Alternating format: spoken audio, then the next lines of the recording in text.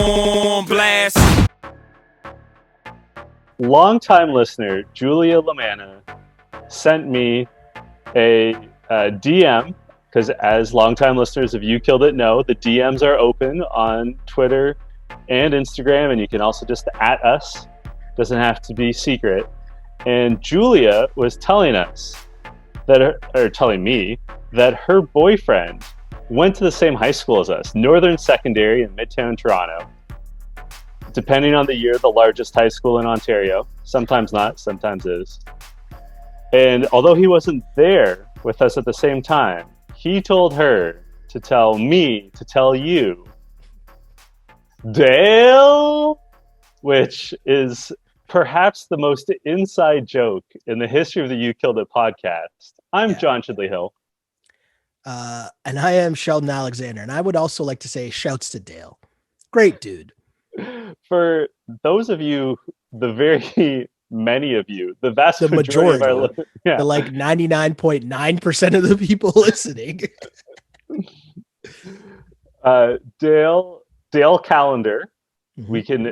we will name him in full. There's a youth counseling service. He's not a guidance counselor. It is a separate nonprofit charitable organization that has an office at Northern Secondary that helps at-risk youth. And Dale is the longtime counselor there. He's done incredible work. He's helped out a lot of people. Yeah. Some Northern facts is that shortly after Sheldon and I graduated, the student body president, they were elected, like the elections were in the spring, and when school resumed in the fall, the student body president announced that they were transgendered and that they were going to begin transitioning. Okay.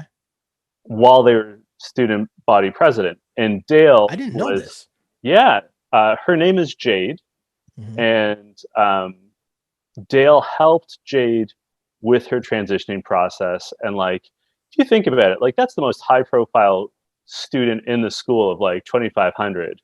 Yeah. And although it's a nice school, it can be rough in the assemblies. It's high school. Yeah. It's high school, right? So to have someone transition in such a public way, and this was in like 2003 or 2004, like different times. I did not know this. Yeah. So shouts to Dale. And another fun Dale fact is that he was on The Kids of Degrassi Street, which is he and his identical twin brother, which is that's amazing. The show that led to Degrassi Junior High and then Degrassi High and then Degrassi, which of course gave the world a young Aubrey Drake Graham.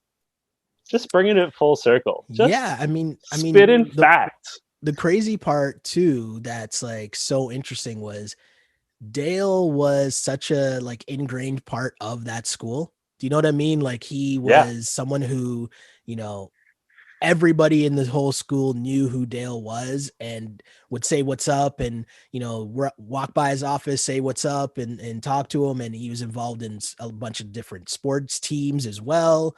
So like, yeah, shouts to Dale. That is actually the most perfect inside joke possible, that you could say that to any generation of Northern person since Dale's been at the school, and they're going to know right away and appreciate that.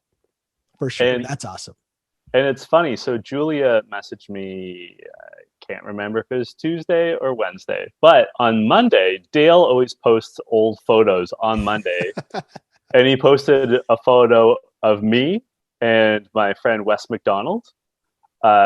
We had a Scottish Pride Club because we're both of Scottish descent. And there's also a photo of Sheldon on the baseball team. Yes, with that Glenn. picture's at the Sky Dome. Is it? Yeah, that would have been after our semifinal win in the Ontario Championship. At the Sky Dome. Yeah, that would have been awesome. That was awesome, actually. That was like incredible. But yes, with the aforementioned Glenn Jackson, who was he in the picture too? Yeah, Glenn's in the picture. I think so too. That's amazing. Yes, it was a team photo. Amazing. Who everyone's familiar with now after my long-winded soliloquy of some people want the smoke, some people don't. This is You Killed It, the podcast about the challenge. Hey, We just hold on. went It long. all comes no. It all comes full circle because Okay, LeRoy definitely wanted the smoke in this episode. he did. It all comes full circle. I can do segues into anything. That's how we roll here. Yes, it is. It is how we roll. Believe it or not, folks, when we have our lengthy sidebars, we actually eventually, sometimes, occasionally, arrive at the point, which actually, I'm going to bring it up now. We have a very nice tweet from Kate Eden, who said that the COVID segment of the January 14th podcast is so important and everyone should listen to it. Thank you very much for the kind words, Kate. We really appreciate it. That's very nice of you to say. Definitely appreciate that. Let's actually talk about double agents, though. How do you feel about that? I feel good about it. It was a great episode. I was so happy with this episode. It might have been the best episode of the season. Yeah, you won't get many arguments from me. I liked it from top to bottom because, you know, we started off obviously about Jay and Theresa and a lot of people talking about the moves that were made by them. And as one of our other listeners, Sarah, pointed out to me on Instagram, I think it was, she was talking about how Theresa's gameplay actually made sense, right? Because if she doesn't throw in Cam or Ashley, or if she didn't win and have the ability to save herself, then it was probably going to be her getting thrown in to the elimination because she was at the point where she had to pick sides, right? And because they were all coming at her, her best play was to throw in two strong people who definitely weren't on her side, right? Yes. The problem was Jay. For Jay, I mean, yeah, I don't know how that plan worked out for Jay at the time. And heading into this episode, definitely don't know how that plan worked for Jay at all, because this whole episode was just Jay trying to save himself in conversations early on in the show. And I thought that, you know, Kyle and Corey were going at him early, and poor Corey, man, like his friend Nelson is gone. So he would have thought that his next friend Fessy would have his back, but his friend Fessy is the reason why Nelson is gone. And then Jay, his other friend in the house, could have given him a heads up that he might be going into the elimination, and he didn't do it. And this is after how many of Corey's partners have been gone from the show now, right? So poor Corey. And they're talking about how they're going at Jay. Jay, they made it very apparent that Jay has no more friends in this house at all. Do you think they're overreacting though? No. I guess it's right after they came back from the crater. So like temperatures are running high.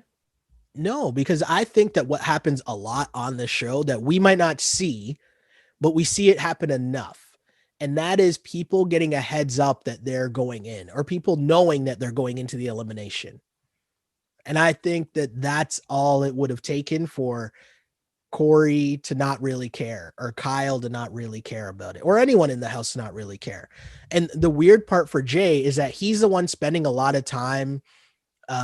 He's the one spending a lot of time at the brunt of the people's anger, but really it was all Theresa's fault. I think that's like, I should back up. I understand why Kyle and Corey were pissed. And I agree. I said it last week. Jay could have done more to give them a heads up, especially because Corey said that he asked Jay on the bus ride over to the crater. Teresa's not going to be super pissed if you say on the bus. Like, it doesn't make a difference on the bus ride. Yeah, but just some form of a heads up. You can't be totally blindsided. You know, famously in 1983, the Toronto Maple Leafs had the first overall draft pick, and the Pittsburgh Penguins were supposed to draft second overall. Mm-hmm. And to help them plan for how they were going to draft, the Pittsburgh Penguins offered the Leafs one of 5 low-level prospects in exchange for the information of who the Leafs would pick first overall. And picking first overall, it doesn't matter. Like, you can announce it to the world. It doesn't matter, right? Yeah. Mm-hmm. And the Leafs, because they're still owned by Harold Ballard, who is an idiot and an asshole, refused to tell them, even though it would cost him nothing except getting a prospect who maybe would have been okay. Yeah. Like the list of prospects, if I showed it to you, you'd be like, those guys amounted to nothing. But like, it's a free benefit. Mm-hmm. And this is the same mistake Jay made. He could have just said, "Hey Corey, 20 minutes, like buckle up." Like, yeah. So right away, did you like LeRoy's energy? Because I liked LeRoy's energy when he was going at him, saying like, LeRoy was just like, you didn't say anything about putting Cam in. We're in the same room. Like you had ample opportunity. And again, there's levels of being mad or being upset. And you would have maybe taken it down a few notches for LeRoy if you were just honest about him and told him, from the get-go. But then Theresa comes in and she tries to like interrupt it. But like LeRoy doesn't care. He's like, doesn't matter. Both of you guys are going home and I'm making sure of it. And I like the way that he said that. Right. I liked LeRoy's confidence. I do feel throughout, not just this episode, but throughout this season, Cam and LeRoy, Cam especially, they're a little too petty. Like if anyone looks at them too long, they flip out. And it's, in my mind, not necessary. Especially, to your point, yes, Jay for sure could have given him a heads up. And that was a misplay on Jay's part. However, it's very obvious who was behind the wheel of this scheme. And like LeRoy's got to understand, like he doesn't love everything that Casey's doing. Like he's got to understand the dynamic. But look at the dynamic of Casey. Casey's pretty quiet. Casey's not loud about it. Even in this situation, Jay's talking back to him. Jay's not even really like, I don't think he played this right at all. But I do give Theresa some credit because she stepped in and did say it's on her. It's not on Jay. But I mean, I agree that Jay, I don't agree with, I agree with what Theresa's saying, but at the same time, like Jay should have just said something. Like, it's not like he had to agree with it. It's not like he just let Theresa do whatever she wanted when like, you have to know that it would have an effect on your game.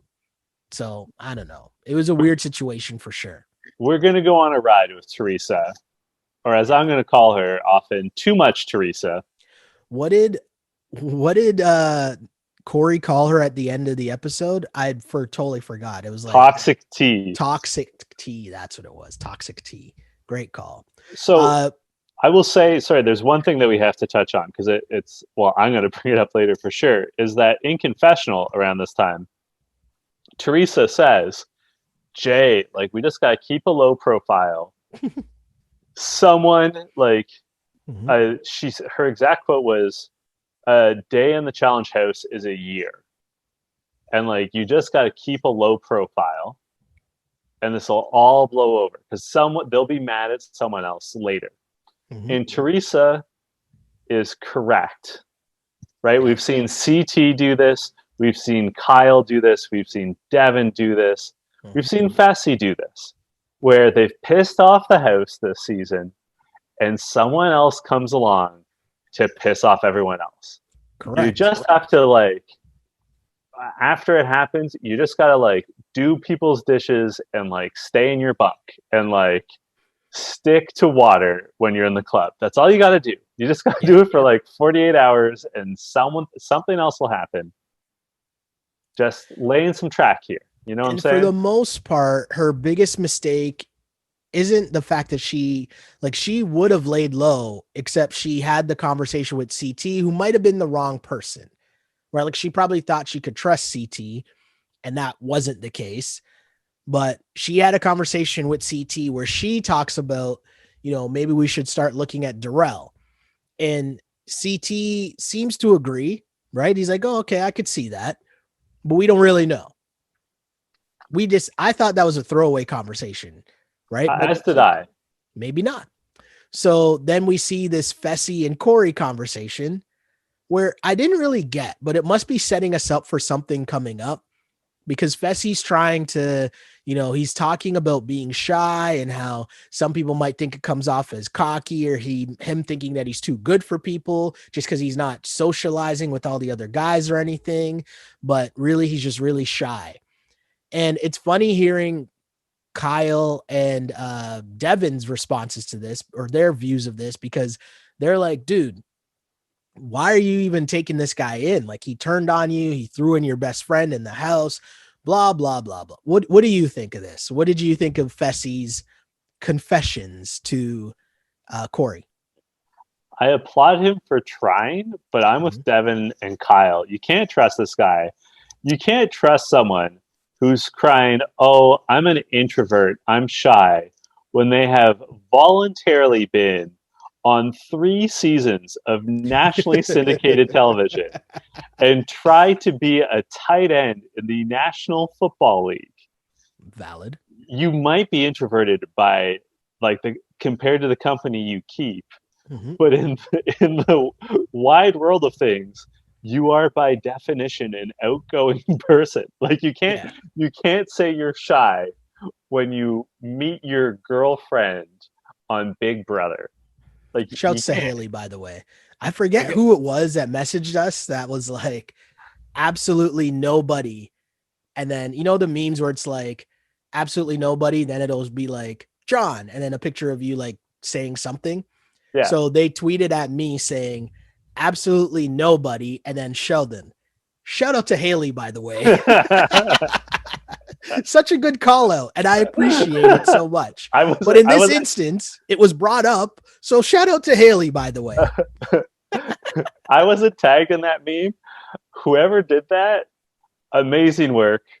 I'm all for it. I know I say the same things all the time. So like do me next by all means. But That's hilarious. I do it on purpose. I'm just glad that people are noticing. I appreciate that. I appreciate that. That's a diehard listener right there. Someone who is definitely part of the You Killed It fam. And that's why we do the pod.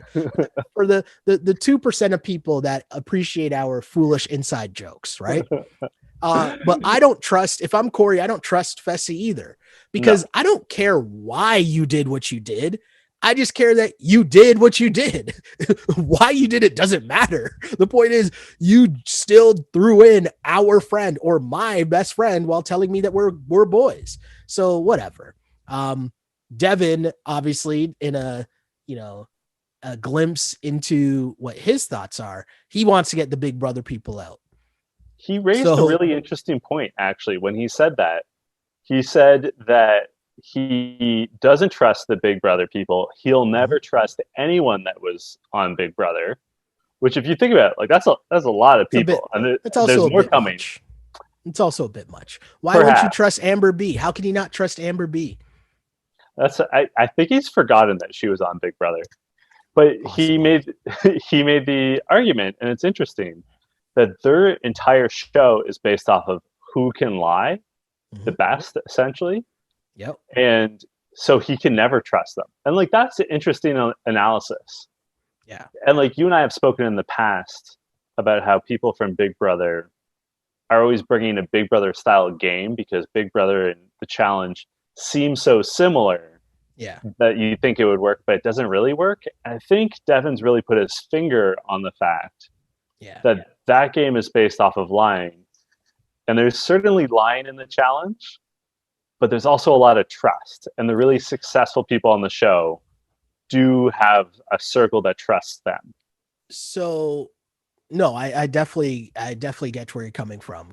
And another part though that's kind of funny is that's basically where the similarities between the two shows end, because I think like this challenge is a perfect example of just how crazy the challenges on the challenge can be when Mm-hmm. people actually try.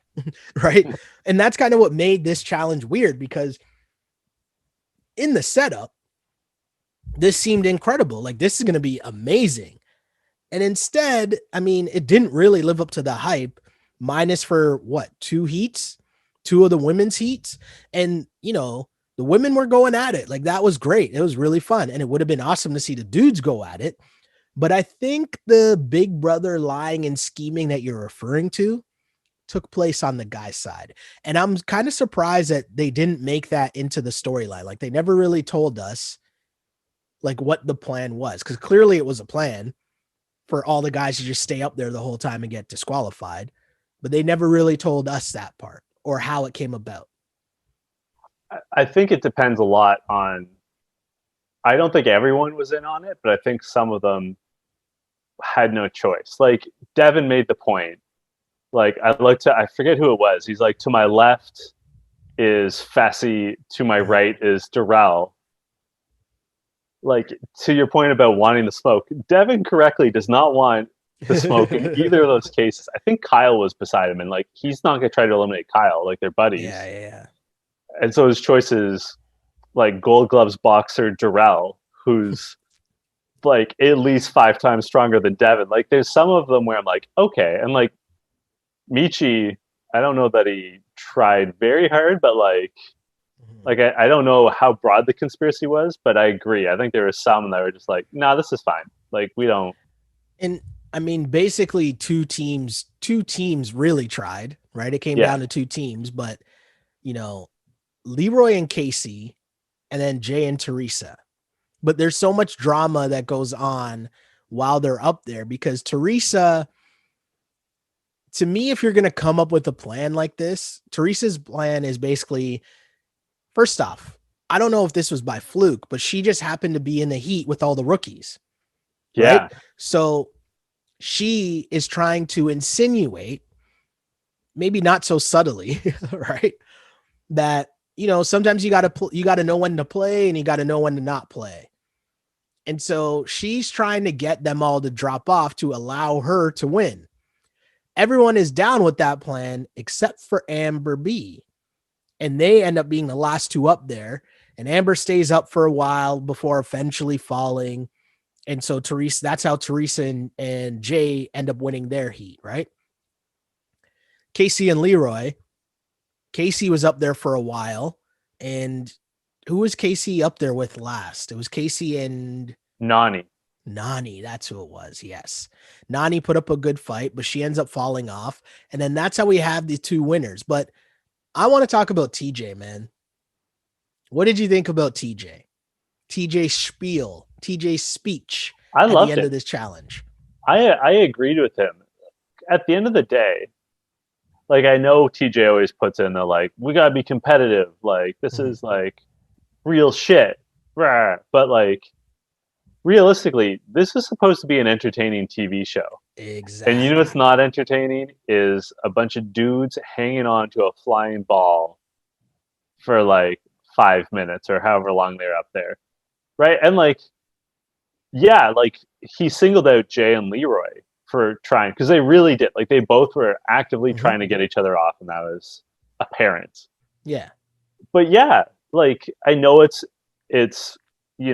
him preaching for like competition in when really it's probably production being like, guys, like we're trying to Yeah. film a TV show here. Mm-hmm. Totally. But I liked it. What do you think?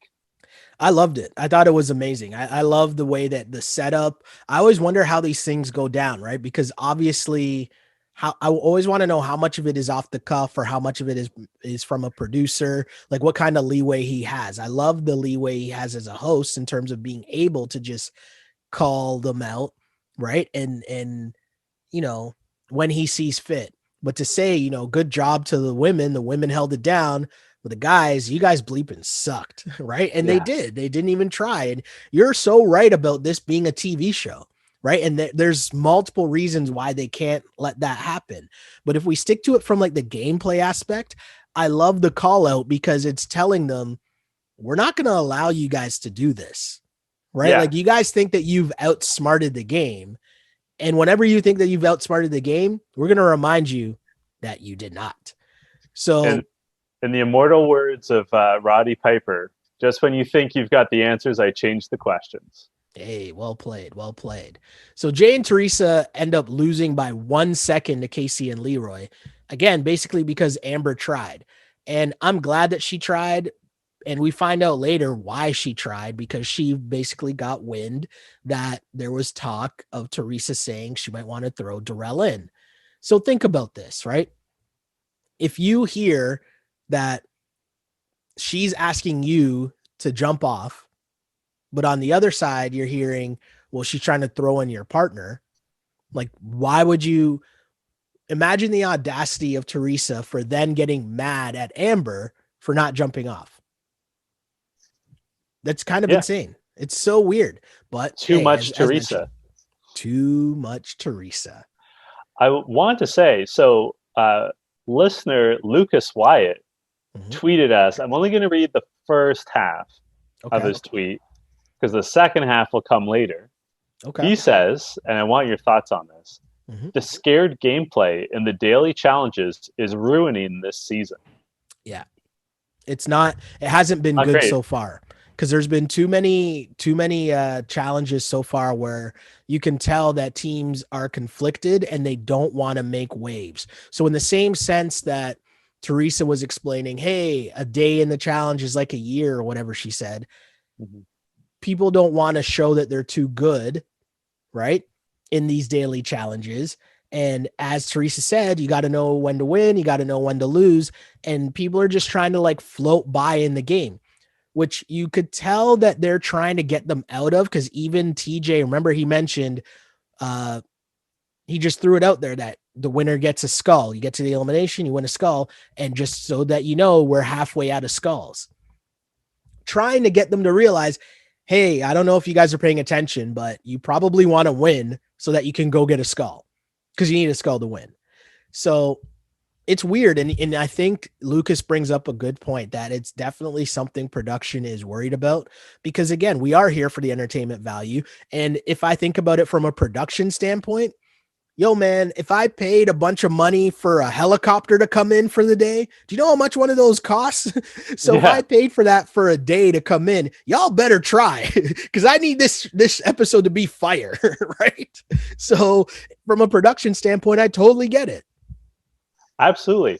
I just noticed Lucas, who has tweeted us before, in his Twitter bio, among other things, says that he's a fan of the challenge and the You Killed It podcast. How Oh, cool is that? Thank you, that's Lucas. hey. That's Hopefully he's very not talking about nice. the other You Killed It pod. I'm joking. I'm joking. I'm joking. I'm Don't joking. mention them, So Sheldon. let's get to so what happened next? Nani telling or Amber telling Nani that Teresa's mad at her, which we know is just spreading it around the house, which leads to the liquor dome. And Gabby is such a perfect narrator for this part because she's brand new to the game, but she sums it all up perfectly. Just that what you learn very quickly is when you do something towards the rest of the house or you prove to be untrustworthy, the house turns on you quickly. And we get all these shots of Jay, but mostly Theresa, just sitting by herself in the liquor dome. Nobody's talking to her at all. And, you know, shouts to Gabby because she actually goes over and talks to Theresa to explain what was going on and saying, well, you had a plan to get Darrell out, or at least that's what the talk was. And that's why Amber didn't, follow the lead. And she says that's not true. And it's like, at this point, why would you lie about it? Right? Like, you said it. And of course, it's come out. So lying about it doesn't do anything. But she says that's not the case. She's just trying to save her partner. But again, we know it comes out eventually, right? I like that when her and Amber are talking, I like that Amber didn't back down. And I also like that Amber didn't give out information, Yeah, right? She didn't say, well, this person told me this and I heard it from this person. So it must be true. Like none of that took place. And I thought that was really smart. I thought that was a really good gameplay move by her. That's like, you know what? I'm just going to let Theresa go off because she already has a target on her back. Let that target just grow because a bunch of people can just watch her get mad. And clearly she'd be getting mad because Amber didn't jump off, which is just baiting out Theresa's game even more, right? And even after when Amber leaves a conversation and she goes to talk to Nani, Nani asks, what was that about? And she's like, nothing. She doesn't even yeah. get into it. I like Well, that. I like how Amber's playing. I like it a lot. And there's a phrase, it's actually from the Bible, believe it or not, maybe our first biblical reference, but there's a line there that This says, episode has been wild so far. I'm just maybe saying. we are all over the place. We are clearly well rested and What is recording at going an on right earlier now? time than normal. Um, What is going on? but there is a line in the Bible that says, "The guilty flee where none pursue," and that's what's going Ooh. on here. And that is a forget your views on religion. That is a real good piece of advice to keep in mind. The guilty flee where none pursue. That's what Theresa's That doing. that is a bar, as the kids would say. Yeah. Did Like I just that's refer to a Bible scripture as a bar? That's what yeah. happened. Let's just move on. Are you saying that you got more rhymes than the Bible's got Psalms? Just a little House of Pain Ooh, rap? what is going on right now? Jeez, we are officially off the like. I can't even think now. What were we talking about here? Oh, We were talking about Theresa. Too Teresa's much Theresa. toxic tea. I like Toxic it. tea. Too much Theresa. Doing Um, too much. Definitely doing too much. She is definitely the winner of doing too much. But also in the liquor dome, we get Devin just stirring the pot, and he goes up to Fessy, and in one of the greatest opening lines ever, just we don't want you to win. Just flat out. That's his opener. And then, Fessy's kind of like taken aback, like, what's going on here? And then he turns to Kyle, and Kyle's like, you know what? He's right. We don't really want you to win, which I thought was so funny. And, basically drawing the line in the sand, right? Like it's them two and then Josh and Fessy. And this leads to the house now, which you just knew where this was going. And I'd assume there's way more scenes like this that we just don't see Oh yeah. because going from the liquor dome to the main house, everybody's drunk. And you could tell Fessy had maybe a few more drinks after, as a scene cut from the liquor dome to the kitchen. I was gonna ask, is it just me or are people from Big Brother particularly bad at holding their booze? I think that you drink on Big Brother, but I don't think you drink as excessively on Big Brother because the way that the show's set up, especially with live feeds and stuff, Yeah. like, They just have like a glass of wine with dinner. Like it's not yeah. And I also think too, anything you do on Big Brother, once you start even saying something that's kind of wild, a producer buzzes in over the loudspeaker and is like, blah, blah, blah. You can't say that. Like, even if you start singing or something, they're like, you can't do that because the yeah. live feeds are going at all times. Right. So I just think, again, it's another difference where you think the game is the same, but really it's not. So think about how in captivity they've been. And then you get to let loose in the club, the fake club. But then now you come back to the house and everyone's drunk. And so Fessy is yelling and he's yelling, which is not good. And I see the point that he's trying to make, but it's just a funny counter from the beginning of the episode when he's telling Corey, a lot of people think I'm cocky, but I'm really not cocky. I'm really shy. Fast forward, 20 minutes into the episode, and my guy's like, you don't want to see me down there. You don't want to see me down there. You don't want to see me down there. And he's calling people because I would beat your bitch ass. I'd beat your bitch ass. Like, nope, that's not cocky at all, Fessy. Nope, not at all. Not at all. Right. So that was just funny. That was just hilarious to me. I thought the whole scene was funny.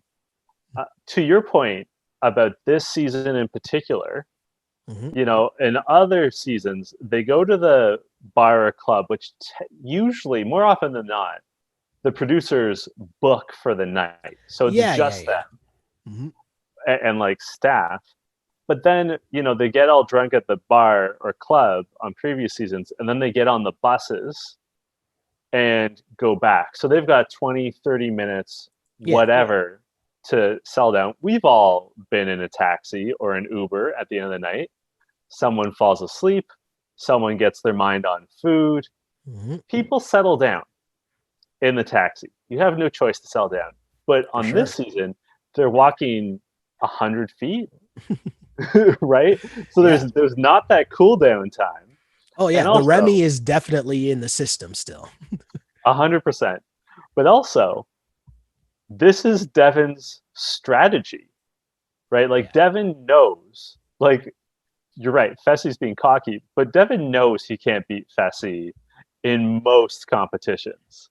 So what can you do? You can rattle his cage till he either gets booted from the show or voted off the show in some way. Like, and I don't think it's a bad strategy. Like if you're in Devin's shoes, I think it works. And Kyle's sort of in the same boat, and they're doing a good job of just like rattling Fessy and Josh's cages every chance. It's a great move because they both have skulls, right? And Yes. so, yes, someone else can come in and try to get their skull, but that's who knows how likely that scenario is, right? First off. But secondly, you know, the one thing that was very weird, and I actually wrote this down, how is Josh being the voice of reason here? I This wrote that can't down possibly, too. I'm like, this can't possibly last, right? But Josh comes in and he's calming Fessy down and he's being the peacekeeper, removing Fessy from the situation.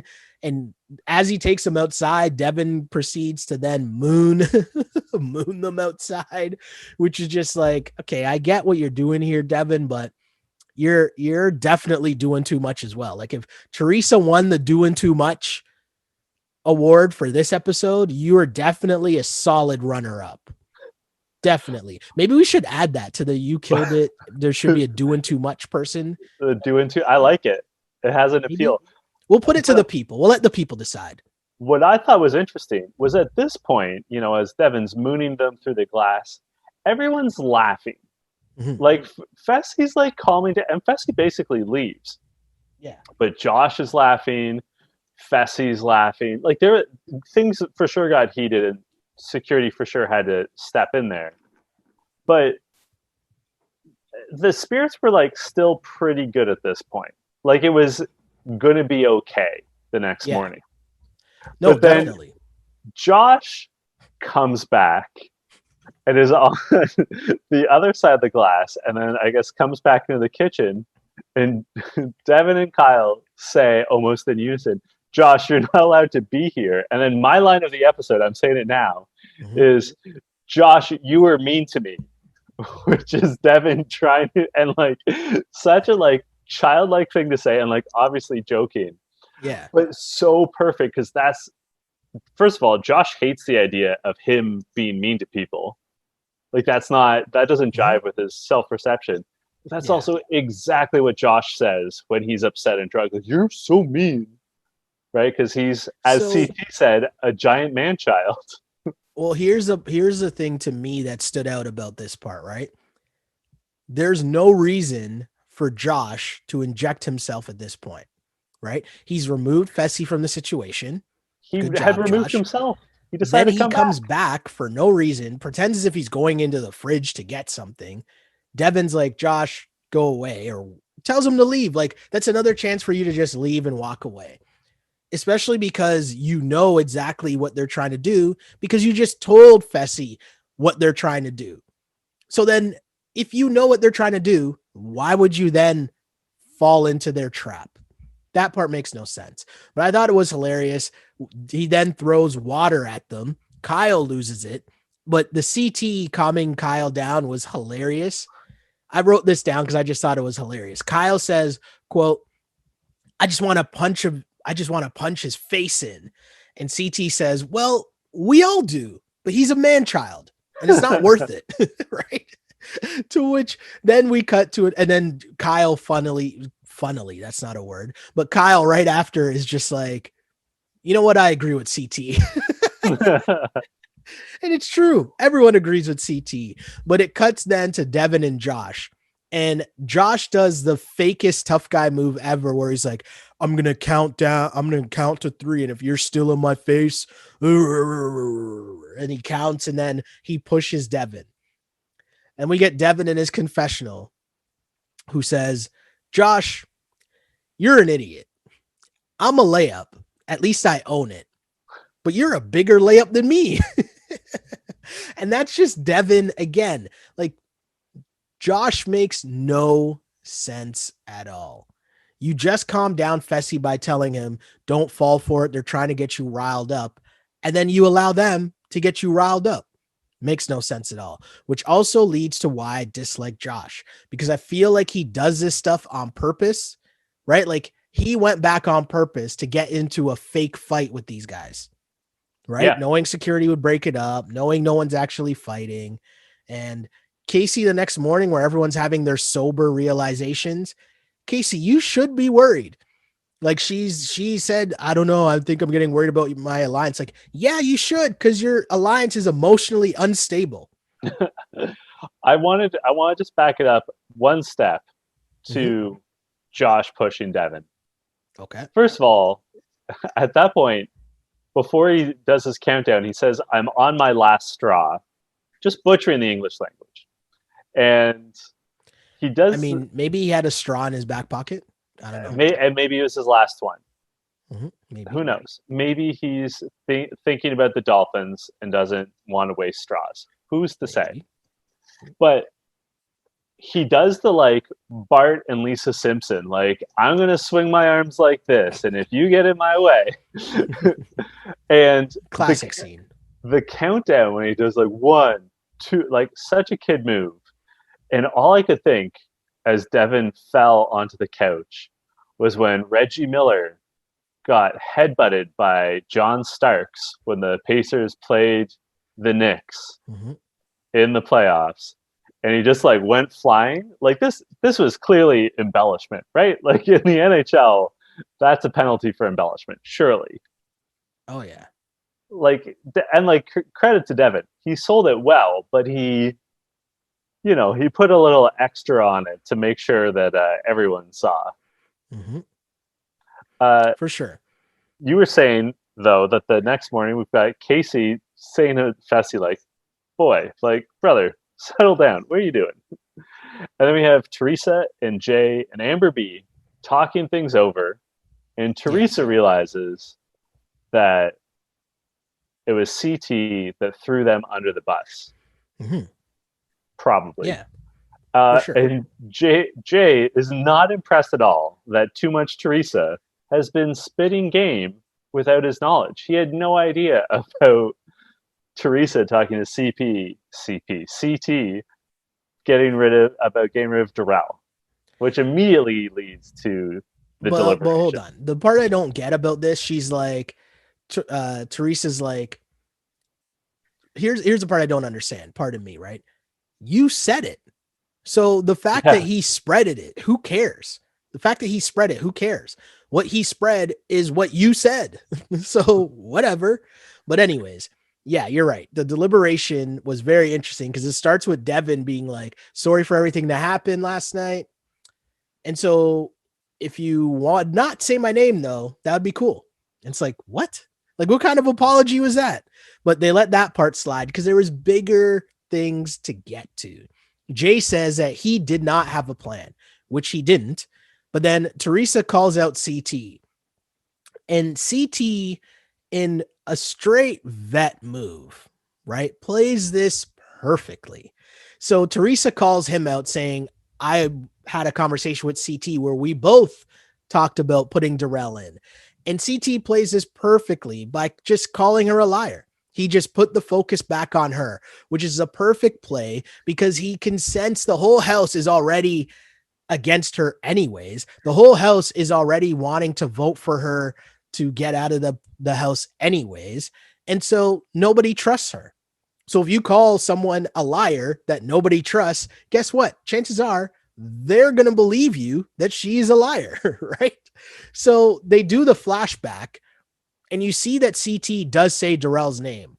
But as he explains in his confessional, sometimes you say to someone whatever you think they want to hear to their face, and then you do something else when they're not around. What do you think is the truth here? Do you think that CT was just saying that just to say it? Or do you think that in his mind, he actually was thinking about getting Darrell out? Because as he himself said in the confessional, Darrell is a very tough competitor and has won every final he's been to. I think CT, I think it can be both. I think CT would love to see Darrell exit. But I think more than that, CT wants a skull himself. Okay. And I think CT is savvy enough, canny enough to play this game that he knows that he's in a position where if he can get himself a skull and then do nothing, people are going to leave him alone. Interesting. Okay. So I don't think CT is thinking in terms of I need to get rid of Darrell. Like, I don't think that's his top priority.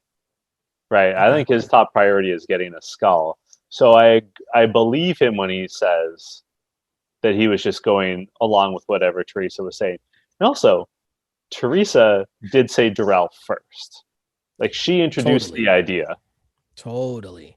and he was just like, yeah, yeah, yeah, for sure. Like, yeah, Darrell, and like was rolling with it. And in fairness to him, that quote where in confessional where he says, yeah, you know, Darrell won 4 times in a row. Darrell has won every final he's ever been in.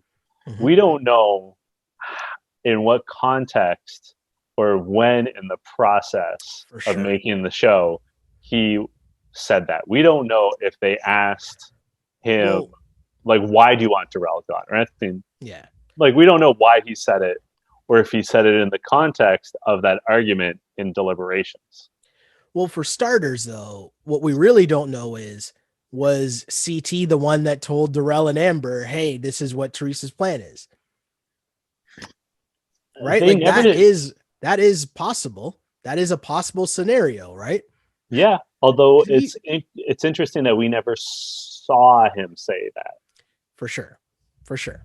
Maybe in upcoming episodes, who knows?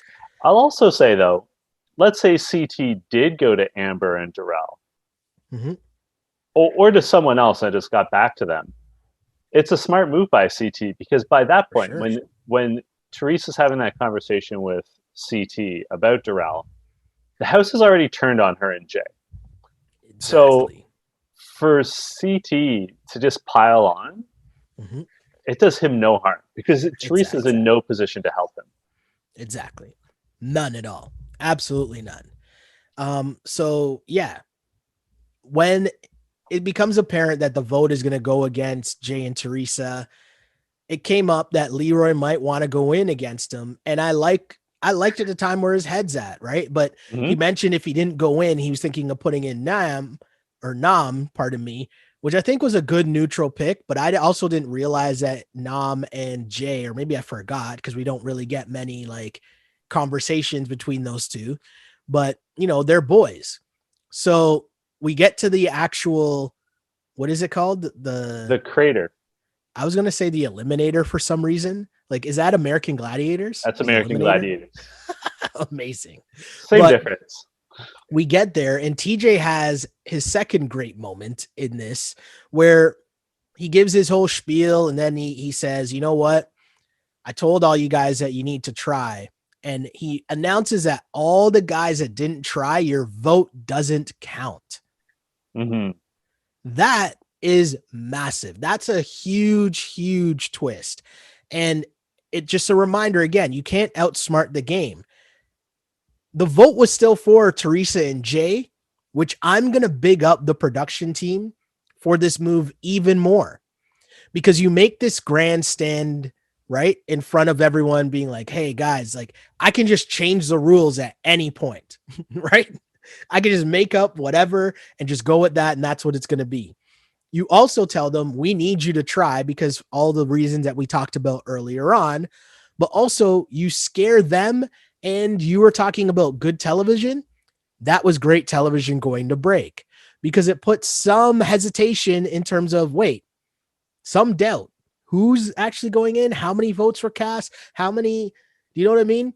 Well, But and most importantly, from a production standpoint, yeah, you don't actually interfere with the outcome of what's going on. You get your point across, but you don't interfere with what was actually going to happen anyways. I think it was a great call. And I bet you, like, shouts to whoever it was on the production team that realized and said, hey, what if we just say, if you didn't try, your votes don't count?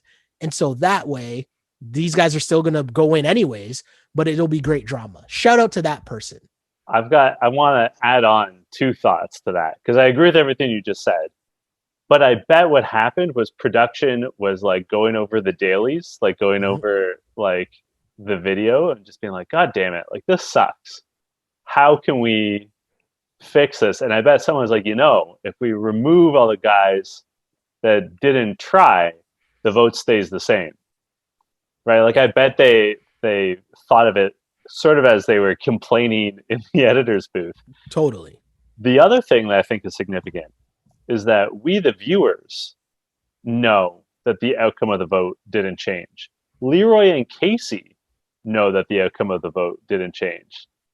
Everyone else, though, they don't know Yeah. if, like, for all they know, Devin was supposed to go in. Devin and Gabby were supposed to go in, Mm-hmm. but that because of all those votes that were eliminated, it swung back to Jay and Theresa. For all they know, they don't know one way or the other unless LeRoy and Totally. Casey tell everyone, and maybe they did, but Yeah. they might be under the impression that eliminating those votes actually changed the outcome of things, which is interesting. Totally. Yeah, it was awesome. And so, yeah, as mentioned, it ends up being Jay and Theresa. And finally, someone who has won a challenge actually wanted the smoke. LeRoy decides, I'm going in. I want to do this. He also got a chance. Obviously, when you walk in, you see what the final elimination is going to be, and he sees it's something that he's very confident that he can win, which to me is an even bolder call because you know that Jay is going to be good at this. No, I Yeah. think the assumption would be Jay would be pretty good at this because the heavier you are, the more difficult it would be, right? And Well, and Jay's a pretty strong guy. it's fire escape, which they've seen before. This is Mm-hmm. the competition where Natalie eliminated Ashley Smashly in the very first episode, Yeah. and it's a climbing thing, which is Jay's specialty. Yeah. And like the fact that we just saw Jay in the daily competition, like hang in there against LeRoy Mm-hmm. in something that had to do with ropes and climbing. So, you know, they timed out, but you're right. This is a competition that you think certainly Jay would not be at a disadvantage. Exactly. Exactly. So I wonder how much, or even if LeRoy hesitated at all once he saw the challenge. But then, I mean, there's not much to really go over because the edit made it seem like it was way longer than it actually was. But TJ told us it lasted under a minute, Yeah, and which is incredible. But when you see how fast LeRoy was going, it's like, dude, did you train and do this? Like, how were you that good at that? And because we know LeRoy's strong, right? Like we know LeRoy, he's always comes into the challenge in great shape. He is always in good physical shape. That challenge, though, you could trick some people who think they're in shape into thinking yeah. that they would be good at that challenge. Cause I think that's a special kind of like, that's a different kind of core strength that you have to have an upper body strength to do that, to pull that off and to pull it off at that speed. Yo, LeRoy, that was just beast. Like I was so hyped watching him go on that. I was like, holy shit, that was incredible. Incredible performance. It was very, very impressive. And TJ said it to Jay. He said, Jay, like you just lost to seemingly the fastest man on earth at doing this. Like there's like no disrespect to Jay, but like I don't it would not have been physically possible to go faster than LeRoy did. So the crazy part was LeRoy on the first leg was going so fast. And I was like, holy shit, like he's killing this. And then on the way back, he was even faster, right? I Yeah, was like, he and Jay were like neck and neck, and then he pulled away when they turned around. Which brings me to the second half of Lucas Wyatt's tweet, where he said LeRoy had one of the most impressive elimination wins in the history of the challenge. He was as fast as Sonic the Hedgehog in that elimination. that was really good, man. And it was really cool because, people who are new to this show, LeRoy is probably one of the like nicest people on this show and like Yeah. well-respected people on this show. I'm sure I've told the story before, but I bumped into LeRoy at a club in Toronto when the NBA All-Star game was in town. And it was so funny because my reaction was like, Roy Lee? Like I was just stunned. I was just like so random, right? I was like, hey man, what's up? He's like, hey, how you doing? He was super nice, like super nice guy. I'm like big fan of the challenge. Like he was really, really cool. But my point of bringing that up, other than the humble brag of actually meeting Roy I Lee, see what you did there. was, hey, I call myself out. There's no hidden agendas here. But the reason I bring that up, other than the humble brag, is just to say, for someone who is so well liked by I would assume most challengers and most fans of the show. It was really cool to hear him describe that as being his best moment in his 12 years or 12 seasons doing the show. And you were right last week. Because he mentioned it here, this is his last time doing it, right? He's not Yep. coming back after this season. So that was really cool for him to have that moment. He described it as the best moment he's had, just hearing everybody scream for him. I mean, including his girlfriend. I feel like that's got to give you a little extra juice as well. Your girl hyping you up as you dominate. And even before LeRoy started, remember, like while they're doing like the confessionals before they start the event, he's walking by himself and he's like, he don't want it. He don't want it. You want it. You want it. And he's like hitting himself in the head. I was like, yeah, LeRoy, let's go. I was getting fired up. I loved it. I loved everything about that, man. I loved it. Yeah, it was great. I mean, I'm just gonna speak for myself. He's my MVP of the episode. Like Definitely. he's got to be. I assume he is for you too. Yeah. Yeah, definitely. LeRoy has to be the MVP of this episode. He definitely killed it from top to bottom. Remember, the episode started with LeRoy telling Jay, listen, man, you blindsided us. You threw my girl in for no reason. And all you had to do was just tell us. But instead, y'all lied and you could have given me the heads up. I'm going to make sure you go home. And by the end of the episode, that's exactly what he did. And to tie things back up to make it seem like it's not random, we were talking about Northern Secondary School. We were talking about my man, Glenn Jackson. LeRoy pulled a Glenn Jackson and told us all exactly what he was going to do, and then went out and did it. Clutch performance from LeRoy.